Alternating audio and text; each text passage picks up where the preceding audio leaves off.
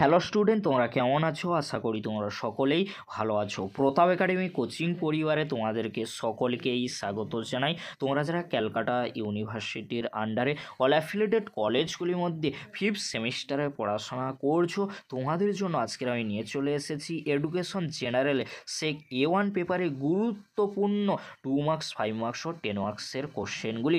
এই কোশ্চেনগুলি তোমরা শেষ মুহূর্তের জন্য ভালো করে দেখে যাও।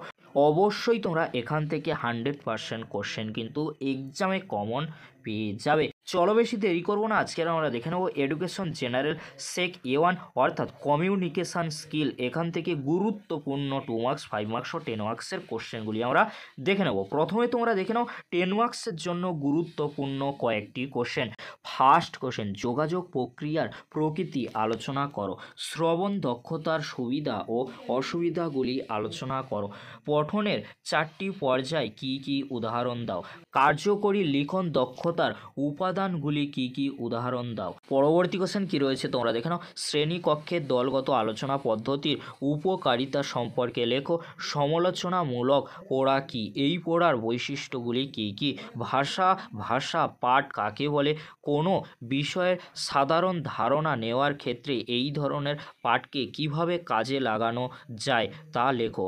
পরবর্তী কোশ্চেন কি রয়েছে তোমরা দেখে নাও। তাৎক্ষণিক বক্তৃতা কাকে বলে, এর বৈশিষ্ট্য ও ভাষাগত উৎকর্ষতার দিকগুলি লেখো। যোগাযোগের দক্ষতা বলতে কী বোঝো। বিভিন্ন প্রকার যোগাযোগ কি কি। উত্তম যোগাযোগের বিভিন্ন বাধা সমূহ কি কি। যোগাযোগের প্রক্রিয়া বলতে কী বোঝো।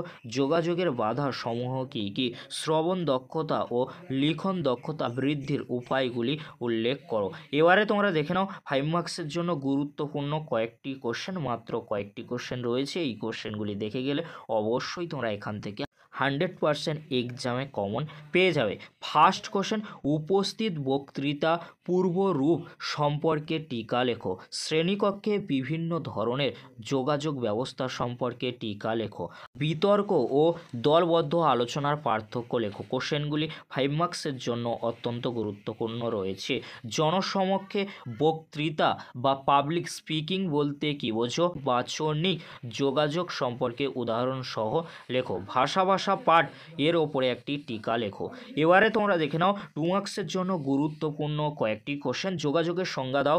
সংযুক্তিকরণ বলতে কী বোঝো। যোগাযোগ প্রক্রিয়ার দুটি বৈশিষ্ট্য উল্লেখ করো। শ্রবণ দক্ষতার দুটি নীতি কী কী। একপাক্ষিক শ্রবণ কাকে বলে। ভালো হস্তাক্ষরের দুটি বৈশিষ্ট্য লেখো। দুটি উত্তম যোগাযোগের দক্ষতা উল্লেখ করো। সুযোগাযোগ ব্যবস্থার 4টি নীতি উল্লেখ করো। উন্নত যোগাযোগ অর্জনের 4টি পর্যায় বা ধাপ লেখো। যোগাযোগ ব্যবস্থার যে কোনো দুটি নীতি উল্লেখ করো। যোগাযোগ প্রক্রিয়া কি কি। যোগাযোগ ব্যবস্থার ক্ষেত্রে দুটি প্রতিবন্ধকতা উল্লেখ করো। শ্রোতা কয় প্রকার। বাচনিক ও অবাচনিক যোগাযোগের দুটি উদাহরণ দাও। পঠন দক্ষতা কাকে বলে। নীরব পাঠে দুটি উপযোগিতা কি কি। পঠন দক্ষতা দুটি বৈশিষ্ট্য লেখো। ভাষাগত যোগাযোগের দুটি গুরুত্ব কি কি। যোগাযোগ ব্যবস্থার দুটি গুরুত্ব উল্লেখ করো। দুটি সুষ্ঠু শ্রবণ দক্ষতার লক্ষণ উল্লেখ করো। শ্রবণের ধাপগুলি কি কি। শ্রবণের দুটি উপাদান কি কি। শ্রবণের দুটি পর্যায় বা লেভেল উল্লেখ করো। দলগত আলোচনা কি। পরবর্তী কোশ্চেন কি রয়েছে তোমরা দেখে নাও। সরব পঠনের দুটি বৈশিষ্ট্য কি কি। পঠন কয় প্রকার। বিস্তৃত পাঠের দুটি সুবিধা লেখো। ভাষা পাঠ বলতে কী বোঝো। পুঙ্খানুপুঙ্খ পাঠ কাকে বলে। কথনের দুটি বৈশিষ্ট্য লেখো। শ্রেণীকক্ষে দুই ধরনের যোগাযোগ কি কি হতে পারে। বিবর্তক কাকে বলে। পঠন দক্ষতার ক্ষেত্রে প্রিভিউনিং বলতে কী বোঝো। 4টি জ্যোতি চিহ্নের উদাহরণ দাও। পরবর্তী কোশ্চেন, বাক্য কি। বাচনিক বা ভার্বাল যোগাযোগের দুটি উদাহরণ দাও।